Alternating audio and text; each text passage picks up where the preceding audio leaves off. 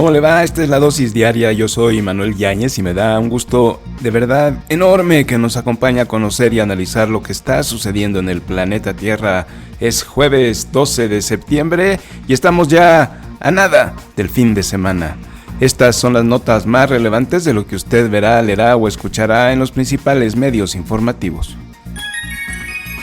Dice Ricardo Monreal que López Obrador va a publicar la reforma judicial este mismo fin de semana. Y se aprobaron ya en 17 estados los cambios a la Constitución, al Poder Judicial, con lo que ya puede López Obrador entonces sí publicarla este fin de semana, como dice Ricardo Monreal. En el PAN le aplican el fast track a los Yunes y los expulsan del partido. Y mientras todos estábamos distraídos con el Congreso, el Senado, la aprobación de los cambios a la Constitución, en Sinaloa continúa la ola de violencia. Hay 14 desaparecidos y 8 heridos en solo 3 días. Muere el expresidente peruano Alberto Fujimori a los 86 años de edad. Va a estar aquí José Carlos Femat, la voz de la energía, con buenas noticias. ¿Qué es lo que puede hacer Pemex ante su crisis de generación de energía? Y como nos había prometido, está Pamela Jara Gómez, especialista en temas de personas altamente sensibles. Vamos a hablar del síndrome de Peter Pan. Empezamos.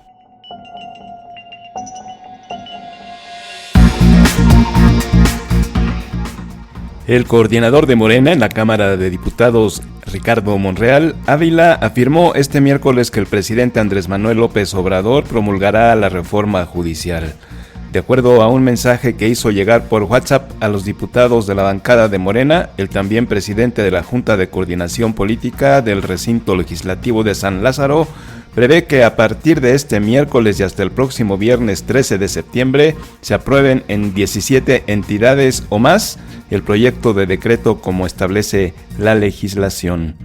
Monreal Ávila aseguró que posteriormente el dictamen será publicado por el Ejecutivo Federal en el Diario Oficial de la Federación al día siguiente, es decir, el domingo 15 de septiembre. Y bueno, pues ya está aprobada en 17 de los estados, de los 23 que tiene Morena. Hasta ahorita solo Querétaro se ha pronunciado en contra.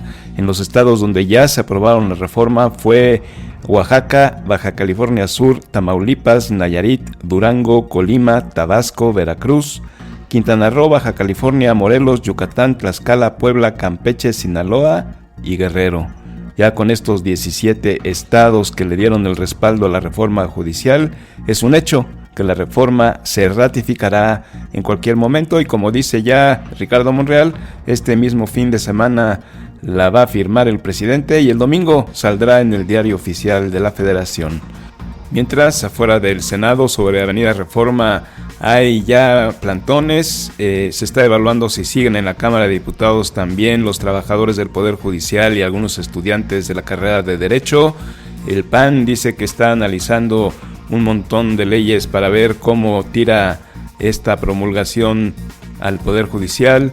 Sin embargo, yo creo, le decía yo desde hace varias semanas, que el presidente Andrés Manuel López Obrador iba a tener su regalito antes de que terminara septiembre y parece ser que desgraciadamente no me equivoqué. La Comisión Permanente del CEN del Partido Acción Nacional ya promovió la expulsión de Miguel Ángel Yunes Linares y Miguel Ángel Yunes Márquez por haber votado a favor de la reforma constitucional para hacer cambios al Poder Judicial, con lo que en fast track le dirán adiós los Yunes al Partido Acción Nacional en el que han militado toda su vida política. Hay que ver si dan el salto a Morena y hay que ver también si los expedientes en su contra por enriquecimiento ilícito, corrupción, etcétera, etcétera, desaparecen de los juzgados de Veracruz, con lo que se confirmaría el porqué el cambio repentino para apoyar a Andrés Manuel López Obrador. Y en estos 3 días en los que hemos estado todos ocupados en ver qué pasaba con la resolución a los cambios constitucionales al Poder Judicial, sigue la ola de violencia En los últimos 3 días, la Fiscalía General del Estado de Sinaloa recibió los reportes de 9 asesinatos, 14 personas desaparecidas y 8 lesionados por arma de fuego. Claudia Zulema Sánchez Condo, la fiscal de Sinaloa, también alertó sobre 16 denuncias por robo de vehículos y precisó que 6 de los fallecidos ya fueron identificados y se integraron 8 carpetas de investigación por los hechos. Así es de que sigue la violencia en Sinaloa, sigue la violencia en Chiapas también. Y ya que pasó la modificación a la Constitución como regalo al presidente, no hay que perder de vista lo que está sucediendo en el país mientras que todo esto sucede, están en paro todos los juzgados en la República Mexicana.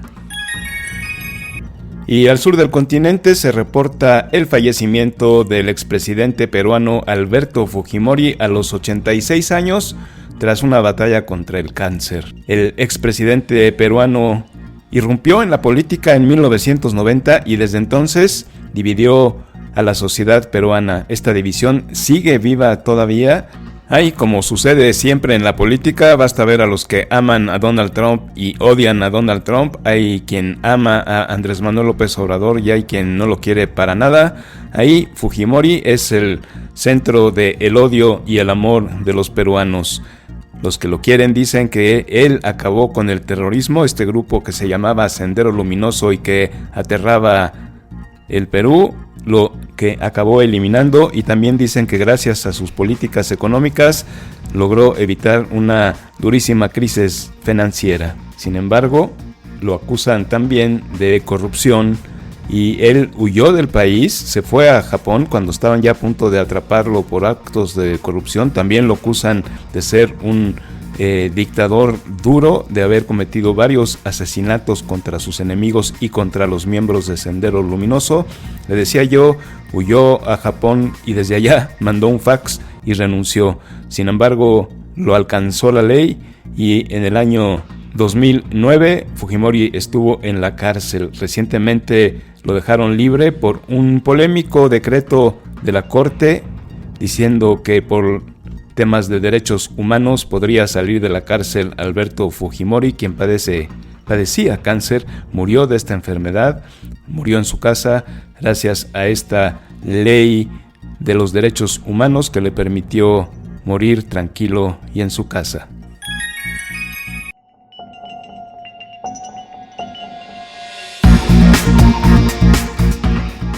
Hoy es jueves de platicar con José Carlos Femat de todos estos temas en torno a los cambios a la Constitución, a la desaparición de los organismos autónomos, pero esta vez decidimos con José Carlos Femat hablar de algo positivo. ¿Cómo estás, José Carlos? Muy bien, querido Manolo, muy buenos días también a toda la audiencia de La Dosis Diaria. Pues sí, efectivamente, Manolo, están pasando muchas cosas alrededor de esta reforma al Poder Judicial, pues esta desaparición de los órganos autónomos, y lo que quisiera, Manolo, pues más bien pues guardar un poquito eso en un cajón y hablar más bien del futuro, Manolo, un futuro que pues sí se pinta difícil, pero que está ahí porque ya tenemos el ejemplo de otras empresas petroleras que están abriendo un poco la brecha. Pemex, sabes tú que está pues atravesando una de sus peores crisis, tiene una deuda enorme que supera los 105,000 millones de dólares. Esto pues la convierte en la petrolera más endeudada del mundo, y a pesar de que pues tiene inyecciones de capital, apoyos financieros por parte del gobierno que ya rondan los 15,000 millones de dólares en los últimos años, su producción de petróleo pues está yendo a la baja. Ya sabes que estamos más o menos alrededor de 1.5 millones de barriles al día, muy por debajo de los 3.4 millones que se producían allá en la década de 1990.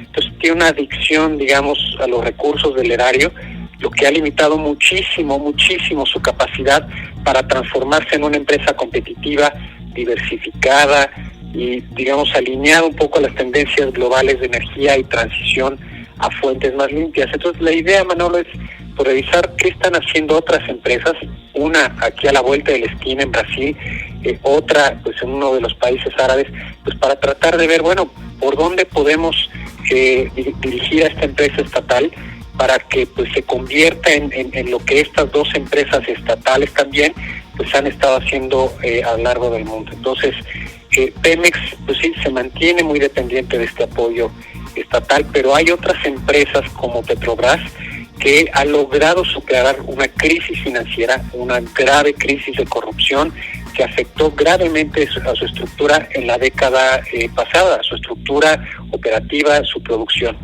Petrobras en solo 5 años redujo su deuda en un 38%, actualmente situándola en $58 mil millones. Digo, no es peccata minuta, es más o menos la mitad de lo que debe Pemex, pero esto lo hizo implementando una estrategia de venta de activos no esenciales como refinerías y oleoductos, y se enfocó más bien en áreas de alta rentabilidad como la producción de petróleo en aguas profundas. En términos de financiamiento también, Petrobras recurrió al mercado internacional de capitales, atrajo inversiones por más de $10 mil millones para proyectos de exploración y producción, y a diferencia de Pemex, pues Pemex ha estado muy reacia a abrir su sector a la inversión privada extranjera. Petrobras ha celebrado alianzas estratégicas con gigantes como Total y Shell con el fin de compartir riesgos y acelerar el desarrollo de campos offshore. Es decir, se volteó también a ver a que hubiera nuevas rondas petroleras, a asociarse con empresas del tamaño de Total y de Shell para pues adquirir no solamente el financiamiento, sino compartir tecnología y aumentar la producción en campos allá en el mar. Otra estrategia podría ser su incursión en la transición energética. Mira, Noruega es este país con el que nos hemos comparado en términos, pues ya sabes, de salud, pero allá la empresa, la antigua Statoil, que ahora se llama Equinor, ha diversificado también su cartera hacia energías renovables y ha destinado el 20% de sus inversiones a proyectos de energía eólica, marina y solar. Esta empresa, esta estatal propiedad de Noruega, espera que para 2030, fíjate, no estamos tan lejos, estamos a 6 años, al menos el 50% de sus ingresos provengan de fuentes limpias. Y esto no solamente es una cuestión de países noruegos. Algunos países más dependientes del petróleo, como Arabia Saudita, en esos países la estatal Saudi Aramco también ha empezado a invertir en tecnologías de captura de carbono y proyectos de hidrógeno verde con miras a reducir su huella de carbono. Entonces, aquí, Manolo, cuando vemos este panorama, aunque te lo pinté en un escenario muy pequeñito, pero cuando vemos que Pemex sigue apostando casi exclusivamente por la producción de petróleo crudo y de refinación, con esta construcción tan empecinada de Dos Bocas, que pues nos ha costado más del doble del presupuesto original, ya cercano a los $20 mil millones, vemos que además pues no tiene un horizonte claro de rentabilidad. Es una estrategia que contrasta muy gravemente con la tendencia global hacia la diversificación de energía, que pues ahorita, para como estamos viendo las cosas, no solo es ambientalmente necesaria, sino que ya se vuelve económicamente rentable. La narrativa de nuestro gobierno mexicano en el sentido de no permitir la realización de nuevas rondas petroleras tiene ya sus consecuencias. Pemex está aislado del capital, el capital extranjero está ahogándose en su propia deuda, no tenemos la tecnología extranjera, estamos reduciendo gravemente la producción, y esto pues es esencial para que Pemex salga a competir en un mercado pues donde la eficiencia y la innovación son claves. Entonces, ya para concluir, Manolo, para que Pemex logre salir de su crisis en la que se encuentra, pues debe tomar decisiones muy difíciles. Ya vimos algunas que han tomado empresas como Petrobras, pero son muy necesarias. En primer lugar, pues debe reducir su dependencia del financiamiento estatal y buscar afianzarse y aliarse con el sector privado, tanto nacional como extranjero, a través de rondas. Ya conocemos el mecanismo, ya sabemos que existe esto pues para atraer capital, atraer tecnología y deshacerse, esto también es muy importante, es fácil decirlo, Manolo, pero es como vaya, dentro de la narrativa actual, pues decidiéramos quitarnos así el hígado o el riñón. Se tiene que deshacer Pemex de activos no productivos. No vamos a decir el nombre, seguramente la audiencia ya tendrá en mente a qué activos me refiero. Pemex también necesita adoptar una estrategia de diversificación energética muy similar a la de Equinor o Petrobras, esto es, invirtiendo en proyectos de energías renovables y tecnologías de captura de carbono con el apoyo de la iniciativa privada. Pemex y CFE, ya si lo vamos a meter en este mismo caso, no pueden solos, se necesita de la iniciativa privada, se necesita del apoyo de la tecnología y del capital del exterior. De otra manera, pues Pemex seguirá siendo una carga financiera para México, incapaz de adaptarse a las realidades de este siglo, y se va a quedar atrás, Manolo, muy atrás, en la era del combustible fósil, ahogado en sus propias deudas y sin incrementar su producción y por lo tanto pues su participación en las finanzas públicas. Manolo, pues eso es lo que puede y debe estar haciendo Pemex en adelante. Ojalá ya quepa un poco el pragmatismo en la siguiente administración y nos dejemos de esta ideología de fortalecer a cualquier costo a Pemex y a CFE. Esa es la clave, José Carlos. La buena noticia es que ya hay ejemplos de que se puede y ya hay ejemplos de qué es lo que hay que hacer. La mala noticia es que probablemente sigamos con las miras en la llamadísima independencia de Pemex y de la CFE y que pues se sigan hundiendo y se sigan yendo a pique. Espero estar equivocado, pero no parece ser que haya un cambio en la política por lo pronto hasta ahora. Ojalá que escuchen la dosis diaria, que escuchen a José Carlos Femat y que vean que hay algo que hacer, que ya hay quien lo hizo y hay 2 empresas que son el ejemplo y ojalá que la sigamos también. Pemex se convierta en Enermex, no me cansaré de decirlo para que salgamos, porque además el dólar ya está en 20 pesos, José Carlos, y la deuda de Pemex lo único que ha hecho es crecer. Exactamente, Manolo, hay que estar bien al pendiente. Ojalá de verdad la nueva administración pues venga con este toque de pues más realidad, más apego a la realidad, ya no tanto esta ideología de pues, proteger a toda costa Pemex y a CFE, y bueno, pues la realidad en algún momento nos va a alcanzar, Manolo. Siga usted a José Carlos Femat, está en X como José-Femat y tiene su podcast Hablemos de Energía. Hasta pronto, José Carlos. Correcto, Manolo, fuerte abrazo y también un gran saludo a la audiencia.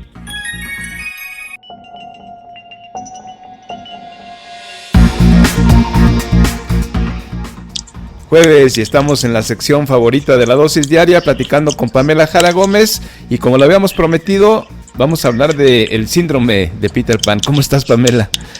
Hola, muy buenos días, Manuel, y buenos días a todos por allá. Yo muy bien, gracias. ¿Cómo estáis vosotros? Bien, muy bien. Ya acabó el verano, ya estamos todos otra vez en nuestras actividades y listos para escuchar a Pamela Jara Gómez. Eso es, pues muy bien, vamos a, como habíamos prometido, sobre el síndrome de Peter Pan. Este síndrome, bueno, siempre que hablamos de síndromes y de Peter Pan, de Wendy, de la impostora y todo esto son nombres que la psicología ha puesto como para tratar temas, entre comillas, de una forma un poco más popularmente entendibles, ¿no? Entonces, si alguien recuerda la historia de Peter Pan figura el niño que vive en el país de nunca jamás, donde no tiene ningún tipo de preocupaciones, y luego crece y sigue siendo el mismo niño de siempre.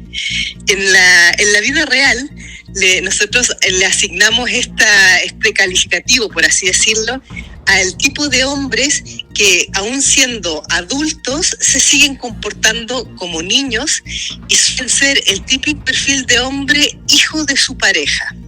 ¿Ya? Entonces, muchas veces los hombres que desarrollan el síndrome de Peter Pan son hombres que han sido, por ejemplo, o el hijo más pequeño de casa o el hijo consentido de mamá, y muchas veces si es que ha tenido hermanas mayores también, porque todas lo han consentido, sobre todo cuando se ha dado mucho el consentimiento y el tratarlo como el nene. ¿Ya? Entonces, en estos casos, estos hombres crecen y la verdad es que por eso digo que tienen que haber sido consentidos. El haber sido consentidos los hizo vivir muy cómodamente porque nadie les exigía nada, nadie les pedía que se hicieran cargo de ningún aspecto, en ningún tipo de cosas.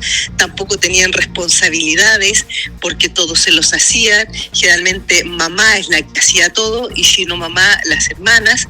Entonces el niño crece sin ningún tipo de obligación, sin ningún tipo de compromiso serio que él tenga que asumir, y cuando se hace adulto va a ser muchas veces muy simpático, va a llegar mucho a las mujeres, muy así agradable, entretenido, divertido, le va a gustar mucho hacer cosas divertidas, a lo mejor le puede gustar mucho la fiesta, salir, quedar con amigos, porque es un poco la vida del joven despreocupado. Luego se casa y sigue en esta misma dinámica. Entonces, la mujer pasa a convertirse inconscientemente en la mamá de él. Entonces, él se hace cargo de todas las cosas, en muchos casos incluso es la que tiene que trabajar. El muchacho sigue disfrutando de la vida. Entonces, muchas veces los hombres con este síndrome son hombres que tienen mucha inestabilidad laboral, es decir, ahora tengo un trabajo, luego me despiden, luego, paso unos meses sin trabajar porque el último trabajo quedé súper agotado, entonces necesito descansar, ¿ya? Y estos van siendo como los mensajes.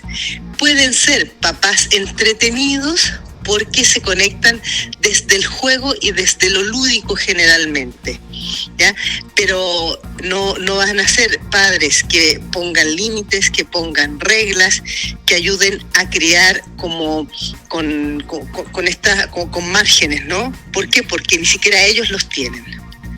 Entonces, es un hombre que cuando la mujer, la típica frase de cuando le preguntan a la mujer, ¿y tú cuántos hijos tienes? Entonces ella dice, tengo 2 más este, ¿ya?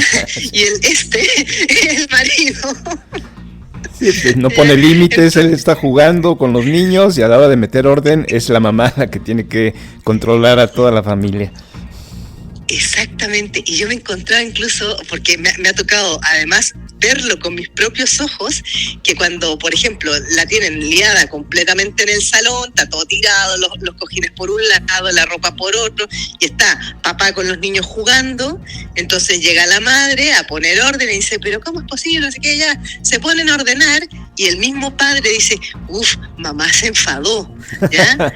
Entonces, claro, es la figura que no hay ninguna forma de que los hijos puedan tenerlo como una figura de respeto o de autoridad.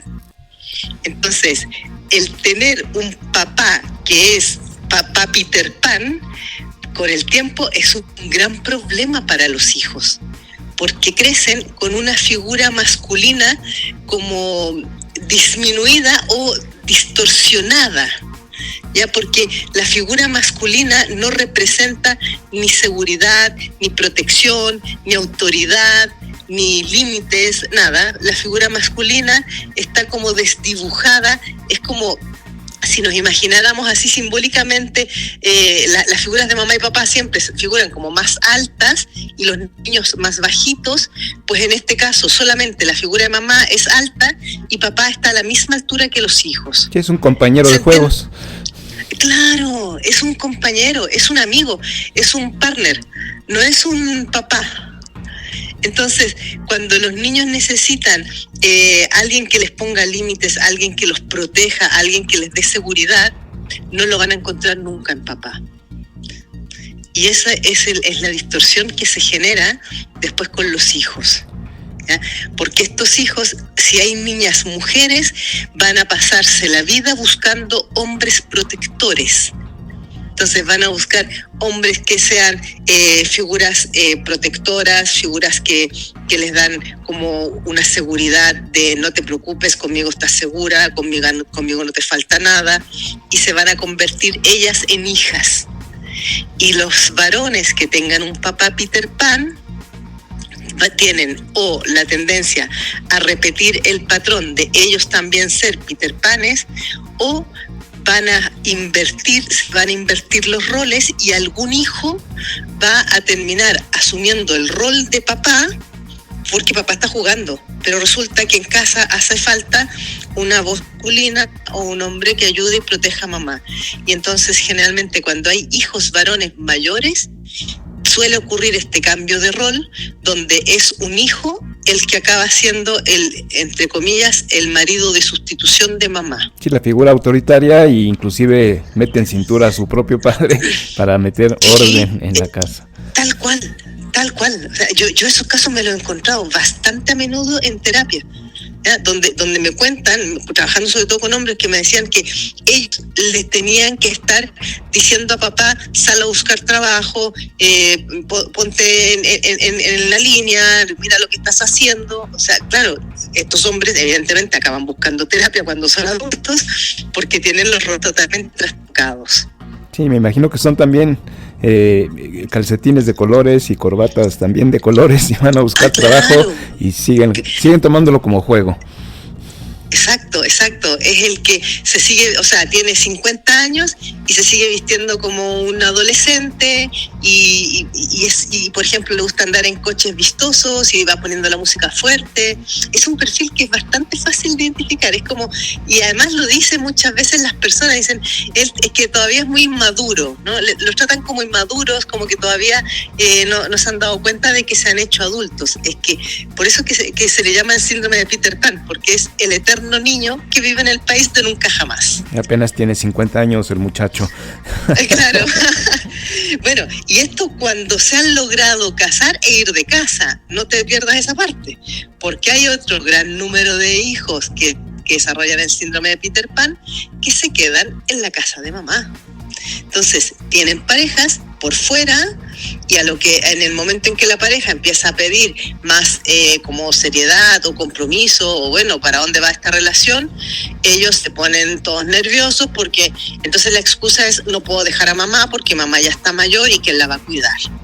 Pero en realidad es mamá quien los sigue cuidando a ellos. Así es, Pamela Jara Gómez, aquí en La Dosis Diaria lo que hacemos es platicar de estos temas y si a usted le resuena, conoce a alguien, se identifica con algo de lo que estamos platicando aquí, de inmediato le recomendamos ponerse en contacto con Pamela Jara Gómez, @PamelaJaraGómez.com, está su página ahí. ¿Y qué más, Pamela? Exacto. Y en mi canal YouTube también podéis suscribiros, que tengo muchísimos vídeos sobre todos estos temas que voy hablando. También los días lunes hago un programa en directo, Transforma tu Vida, donde vamos tratando todos estos temas también. Y por supuesto en formato podcast en Spotify. Y si alguien quiere saber más sobre las terapias, pueden solicitar una primera sesión gratis de 20 minutos en mi página web picando el botón de solicitar reserva gratis. Aproveche. Es PamelaJaraGómez.com. PamelaJaraGómez.com. Aproveche esta gran oportunidad para quien escucha La Dosis Diaria. Y Pamela, siempre digo lo mismo, pero siempre nos pasa lo mismo, se fue volando el tiempo. Hasta el siguiente jueves. Eso es. Hasta el siguiente jueves. Muchas gracias, Manuel. Muchas gracias a todos por allá, por México.